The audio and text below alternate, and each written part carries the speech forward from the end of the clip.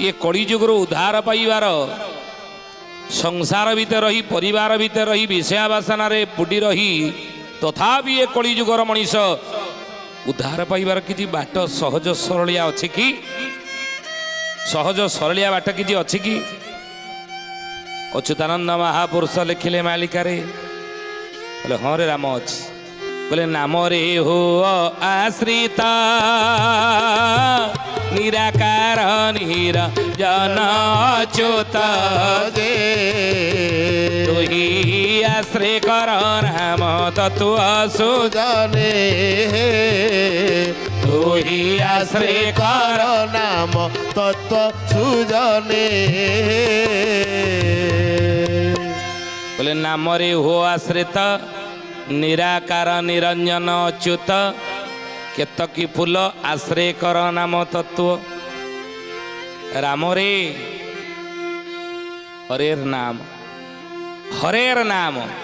हरेर नाम केवलम केवल हरि नाम निय कलौ नास्तेव नास्तेव गतिरन्यथा कलिजुगर कलौ नास्तेव नास्तेव गतिरन्यथा अन्य गति नाही सहज सरलिया सहज सरलिया अन्य बाट किसी कलिजुगर मनीष पे ना संसार परिवार विषय बासना बुड़ी भगवत प्राप्त करने नाम हूँ सहज सरल बाट तो से महापुरुष अच्युतानंद अणाकार संहितार कहले कौन बोले सत्यरे करिले तपस्या जोग सत्यरे करिले तपस्या जोग त्रेतयारे कले जे जाग यज्ञ त्रेतयारे कले जे जाग यज्ञ द्वापरे लीला रंगे खेल मान कलिजुगरे नाम संकीर्तन द्वापरे कले खेला लीला मान कलिजुगरे नाम संकीर्तन महापुरुष कहले राम रे सत्यरे करिले तपस्या जोग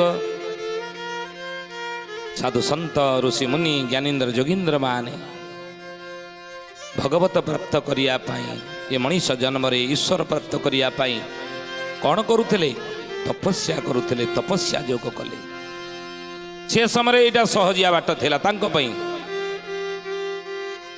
कहीं ना अर्णरे प्राण नथिला मज्जागत प्राण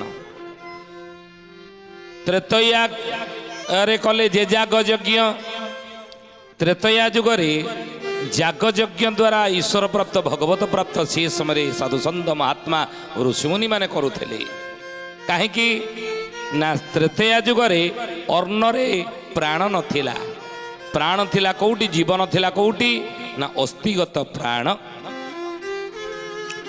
आ द्वापरे लीला रंगे खेल मान द्वापर जुगरे लीला खेला करी भगवान कृष्ण सहित भक्त माने गोपी गोपाळनी माने कौन कले द्वापरे परिचर्या लीला खेला कली प्रवज्या करी परिचर्या करी सेवा करी मुक्ति पाई गले भगवत प्राप्त कली कहीं ना द्वापरे अर्णरे मध्य प्राण नथिला कौथरे थिला ना चर्म बा रक्तगत प्राण किंतु कलिजुगरे कौन अर्ण विहुने हंस हानि रे उद्धव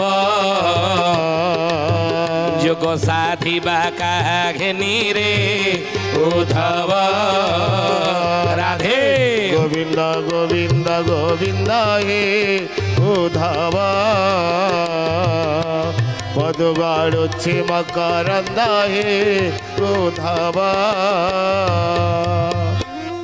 कौन कहले बोले अर्ण बिहुने हंस हानि ये हंस जो चलुची हम हंस खाद्य न खाइले बंची पारे खाद्य खाइले हंस आउ उड़बनी रे बाबा हंस हानि मला मनीष मला तेणु अर्णगत प्राण हो कलिजुगर मनीष तेणु जदि अर्णरे अच्छी प्राण ताले से अर्ण संग्रह करने अर्ण जोगाड़ करने राति दिन 24 घंटा एक करदे राति 4टार उठी कौटी बेपार पटा करवा 2 पैसा रोजगार करवा कौटी चाकरी करवा कौटी बेपार करवा कौटी खटिया मूल लगे ये व्यस्त रहिले संसार बंधन रे विषा जंजाल बुटिकी रहिले ସେ ଅର୍ଣ୍ଣ ଟିକେ ଯୋଗାଡ଼ କରିବା ପାଇଁ ନୁହେଁ। ଆଉ ସେଇଥିରେ ରହିଲେ ଇଏ ଯୋଗ ତପସ୍ୟା ଯଜ୍ଞ ମହାପୁରୁଷ କହୁଛନ୍ତି ଏଇ ଯେଉଁ ପ୍ରବଜିଆ ଲୀଳାଖେଳା ଏଥିରେ କ'ଣ ମନ ଆଉ ଲାଗିବ? ଲାଗିବ ନାହିଁ। ଧନ୍ଦି ହୋଇ ମୁଁ ଯେ ମରୁଚି ଧନ ଅର୍ଜନ କରି ଏ ଧକ୍କା ପରେ ଧକ୍କା ଦେଲଣି ଧକ୍କା ହେଲେଣି ହରି। ଉଚିତ କହିଲେ କହିଲେ ଧନ ପଛରେ ତ ଗୋଡ଼େଇଲି ଆଉ କେମିତି ତମ ନାମ ନେବି। ସେଇଥିପାଇଁ ଅଷ୍ଟଗୁଜରେ ଲେଖିଲେ ଏଇ ପଦଟା ନୁହେଁ। କହିଲେ ଧନ୍ଦି ହୋଇ ମୁଁ ଯେ ମରୁଛି ଧନ ଅର୍ଜନ କରି ଧକ୍କା ପରେ ଧକ୍କା ଦେଲଣି ଧକ୍କା ହେଲିଣି ହରି ଧକ୍କା ହେଲିଣି हरि महाप्रभु ଧକ୍କା ହେଲିଣି हरि ଧକ୍କା ହେଲିଣି ହରି महाप्रभु थका हेलिणी हरि बोलिए महापुरुष अच्युतानंद जी की जय। ତେଣୁ ଅଚ୍ୟୁତାନନ୍ଦ ମହାପୁରୁଷ କହିଲେ ଧନ୍ଦି ହେଇ ମୁଁ ଯେ ମରୁଛି ଧନ ଅର୍ଜନ କରି ତୁ ଧନ୍ଦି ହେଇ ଆଜି ଧନ୍ଦି ହେଇକି ସବୁ ମରୁଛନ୍ତି ନା ଆମେ ଆଉ ନୁହେଁ। ପଇସା କ'ଣ ପାଇଁ ସେ ପଇସା ରୋଜଗାର ପାଇଁ ପଇସା ରୋଜଗାର ପାଇଁ ଧନ୍ଦି ହେଇକି ମରୁଛେ। ବିଭିନ୍ନ କାମ ଆମେ କରୁଛେ ସକାଳୁ ରାତି ନ ପାଉଣୁ ଚାଲିଲେ ରୋଜଗାର ଉଠିଥିଲା ଟଙ୍କା ଟଙ୍କା କେମିତି ରୋଜଗାର କରିବା। ଧକ୍କା ପରେ ଧକ୍କା ଦେଲଣି ଥକ୍କା ହେଲିଣି ହରି। ବହୁତ ଧକ୍କା ମିଳିଲାଣି ଥକ୍କା ହେଇଗଲେଣି ତଥାପି ତମ ନାଁ ନେବାକୁ ପ୍ରଭୁ ତମକୁ ଡାକିବା ପାଇଁ ସମୟ ପାଉନାହିଁ। ସଂସାର ବିଷୟ ଜଞ୍ଜାଳରେ ପଡ଼ିଛି। ତେଣୁ ମହାପୁରୁଷ କହିଲେ ସେ ଅନ୍ନ ସଂଗ୍ରହ କରିବା ପାଇଁ ନାଇଁ। ତେଣୁ ତାହେଲେ ଏ ବିଷୟ ବାସନା ଭିତରେ ରହି ତାହେଲେ କ'ଣ କଳିଯୁଗର ଲୋକ ମୁକ୍ତି ପାଇପାରିବ ନାହିଁ ଗୁରୁଦେବ? ଏ କଳିଯୁଗର ଲୋକ କ'ଣ ଭଗବତ ପ୍ରାପ୍ତ କରିପାରିବ ନାହିଁ ସଂସାର ଭିତରେ ରହି? ତା ପାଇଁ ସେମିତି କିଛି ସହଜ ସରଳିଆ ବାଟ କ'ଣ କିଛି ନାହିଁ ନା ଅଛି ନା କ'ଣ? କହିଲେ ନାମ ବ୍ରହ୍ମ ନାମ ବ୍ରହ୍ମ ନାମ ବ୍ରହ୍ମ ସାର नाम ब्रह्म नाम ब्रह्म नाम ब्रह्म सार ଏ ନାମ ବ୍ରହ୍ମ ନାମ ବ୍ରହ୍ମ ନାମ ବ୍ରହ୍ମ ସାର नाम ब्रह्म नाम ब्रह्म नाम ब्रह्म सार ଏ ନାମ ବ୍ରହ୍ମ ବିନୁ ଜୀବ ଭବ ନୋହି ପାର नाम ब्रह्म विनु जीव भवु नुहे पार ନାମ ବ୍ରହ୍ମ ବିନୁ ଜୀବ ଭବ ନୋହି ପାର से नाम ब्रह्म विनु जीव भवु नुहे पार ତେଣୁ ସେଇଥିପାଇଁ କହିଲେ କଳି ଯୁଗରେ ନାମ ସଂକୀର୍ତ୍ତନ ନାମ ନଉଥା ପ୍ରଭୁ ନାମ ନଉଥା ପ୍ରଭୁ ନାମ ଭଜନ କରୁଥା। କାହିଁକି ନା କଳି ଯୁଗରେ ହେଉଛି ନାମ ସାର। ଅଚ୍ୟୁତାନନ୍ଦ ମହାପୁରୁଷ ଶିଷ୍ୟ ରାମଚନ୍ଦ୍ରକୁ ପଚାରିଥିଲେ କହିଲେ ଗୁରୁଦେବ ତାହେଲେ ଏଇ ନାମ ଯେଉଁ ନେବି କଳି ଯୁଗରେ ନାମଟି ଥିଲା କେଉଁଠି ଆସିଲା କେମିତି? ଏ ଓମରି ଜଗତର ଉତ୍ପତ୍ତି ଏ ଓମରେ ହିଁ ସଂସାର ବିଲୟ ହୁଏ। ଆମର ଶରୀରର ଆକାର ହେଉଛି ଓମକାର ଓମକାର ବିନ୍ଦୁ ସଂଯୁକ୍ତ ନିତ୍ୟ ଧ୍ୟାୟନ୍ତି ଯୋଗିନଂ। ଯେଉଁ ଓମକାର ରୂପକ ନାମକୁ ଋଷି ମୁନିମାନେ ନିତ୍ୟ ଧ୍ୟାନ କରନ୍ତି ସେ ଓମକାର ଅନାମରୁ ପ୍ରଥମେ ସୃଷ୍ଟି ହେଲା। ନାମ ଓମକାର ଭାବରେ ସଂସାରକୁ ଆସିଲା ଅନାମରୁ ଅବ୍ୟକ୍ତ ମଣ୍ଡଳ। ତାକୁ ଜଗନ୍ନାଥ ଦାସ ତୁଳା ଭିଣାରେ ସେଇଥିପାଇଁ କହିଲେ ମହାଶୂନ୍ୟ ଯେ ଜ୍ୟୋତି ରୂପରେ ଉଦ୍ଧବ ଜ୍ୟୋତିରୁ ଜାତ ଠୁଳ ରୂପରେ ଉଦ୍ଧବ ରାଧେ गोविंद गोविंद गोविंद हे उद्धव पदुगाड़ुछि मकरंद हे उद्धव ମହାଶୂନ୍ୟ ମଣ୍ଡଳ ଅବ୍ୟକ୍ତ ମଣ୍ଡଳ ଅନାମ ମଣ୍ଡଳରୁ ମହାପୁରୁଷ କହୁଛନ୍ତି ମହାଶୂନ୍ୟ ଯେ ଜ୍ୟୋତି ରୂପରେ ପରମେଶ୍ୱର ଭଗବାନଙ୍କର ପ୍ରାକଟ୍ୟ ହେଇଥିଲା ମହାଶୂନ୍ୟ। ଆଉ ଜ୍ୟୋତିରୁ ଜାତ ଠୁଳ ରୂପ ସେଇ ଜ୍ୟୋତିରୁ ପରମେଶ୍ୱରଙ୍କର ପ୍ରାକଟ୍ୟ ଧୀରେ ଧୀରେ ଠୁଳ ରୂପ ହେଲା। ଆଉ ଠୁଳରୁ ଅର୍ଦ୍ଧ ମାତ୍ରା ହେଲା ରେ ଉଦ୍ଧବ ମାତ୍ରାରୁ ଓମକାର ଜନ୍ମିଲା ରେ ଉଦ୍ଧବ ରାଧେ गोविंद गोविंद गोविंद हे उद्धव पदुगाड़ुछि मकरंद हे उद्धव ତେଣୁ ସେଇ 26 ଅକ୍ଷର ପରିପୂର୍ଣ୍ଣତମ ଓମକାର ଅ ଓମ ମହାପୁରୁଷ କହୁଛନ୍ତି ବାବୁରେ ସେଇ ଓମରୁ ଇଏ ସକଳ ଜଗତର ଉତ୍ପତ୍ତି ହେଇଛି। ଆଉ ତାକୁ ହିଁ କହନ୍ତି କ'ଣ ନା ସେ ହେଉଛି ପ୍ରଣବ। ଓମକାରୁ ପଞ୍ଚବୀଜର ସୃଷ୍ଟି ହେଇଛି ଓ ସେଇ ଓମକାରୁ ପଞ୍ଚବୀଜର ସୃଷ୍ଟି କ୍ଳିଙ୍ଗ ବୀଜ ଶ୍ଳିଙ୍ଗ ବୀଜ କ୍ଳିଙ୍ଗ ବୀଜ ପ୍ଲିଙ୍ଗ ବୀଜ ଢିଳିଙ୍ଗ ବୀଜ ଏ ପଞ୍ଚବୀଜ ମନ୍ତ୍ର ରହିଛି ବୁଝିଲେ।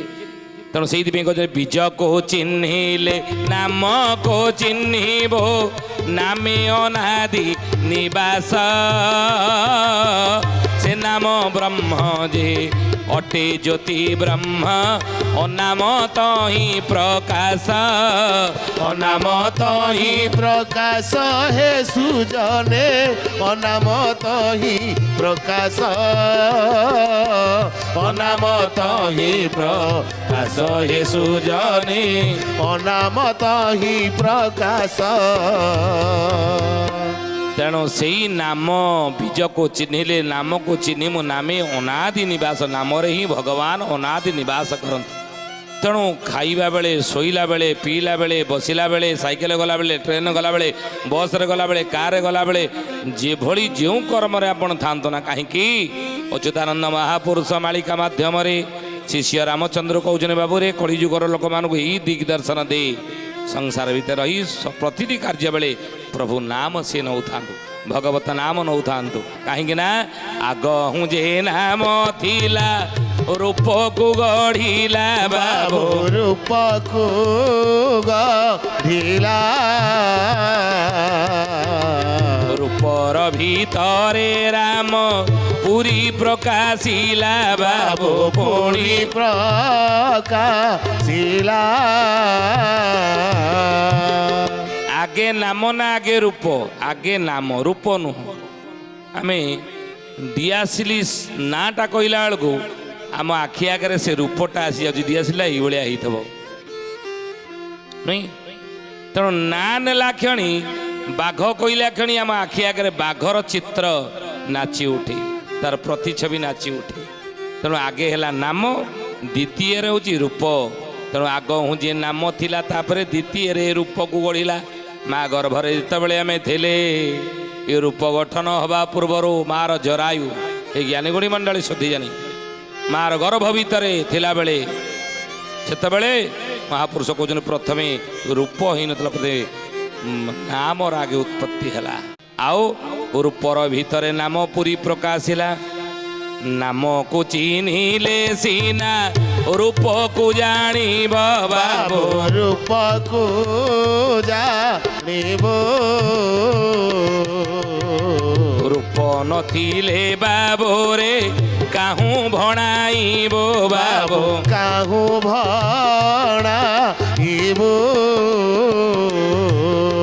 ତେଣୁ ନାମକୁ ଆଗେ ଚିହ୍ନିଲେ ତୁ ଯାଇକି ରୂପକୁ ଜାଣିପାରିବୁ। ଆଉ ନାମକୁ ନ ଚିହ୍ନିଲେ ପ୍ରଭୁଙ୍କର ରୂପକୁ ତୁ ଜାଣିପାରିବୁ ନାହିଁ। ପ୍ରଭୁଙ୍କ ନାମ କୁହା ହେଲା ଶ୍ରେଷ୍ଠ ପ୍ରଭୁଙ୍କ ରୂପ ହେଲା ପଛ କଥା। ତେଣୁ ନାମ ରୂପ ଧରି ବ୍ରହ୍ମ ଉଦୟ ଜଗତେ বাবু উদয় জগতে ସଂଶୟ ଫିଟାଇ ପାର୍ଥ କହିଦେଲି ତୋତେ ବାବୁ কহিদেলি তোতে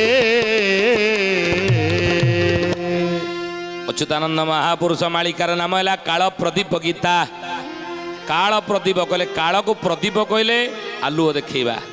ଏ କଳିଯୁଗର କାଳିମାକୁ କଳିଯୁଗର ଅନ୍ଧକାରମୟକୁ କଳିଯୁଗର ଲୋକମାନଙ୍କ ପାଇଁ ଏ ଅନ୍ଧକାରରୁ କେମିତି ଆଲୋକ ଆଡ଼କୁ ତାକୁ ନେବ ତାକୁ ଆଲୁଅ ଦେଖେଇଛନ୍ତି।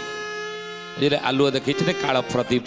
ତେଣୁ ନାମ ରୂପ ଧରି ବ୍ରହ୍ମ ଉଦୟ ଜଗତେ ନାମ ରୂପ ଧରିକି ବ୍ରହ୍ମ ଏ ଜଗତରେ ଖେଳୁଛି। ତାଙ୍କୁ ପାଇବା ପାଇଁ ହେଲେ ତାଙ୍କ ନାମ ନେଇ ଏ ସଂସାର ତରି ଯାରେ କଳିଯୁଗର ମଣିଷ। ତେଣୁ ଅଚ୍ୟୁତାନନ୍ଦ ମହାପୁରୁଷ ମାଳିକା ଶାସ୍ତ୍ରରେ କଳିଯୁଗର ଲୋକମାନଙ୍କ ପାଇଁ ସହଜ ସରଳ ବାଟ ସଂସାର ଭିତରେ ରହି କ'ଣ କେଉଁଟା ବତେଇଛନ୍ତି ନା ପ୍ରଭୁ ନାମ ନିଅ ନାମ ନିଅ।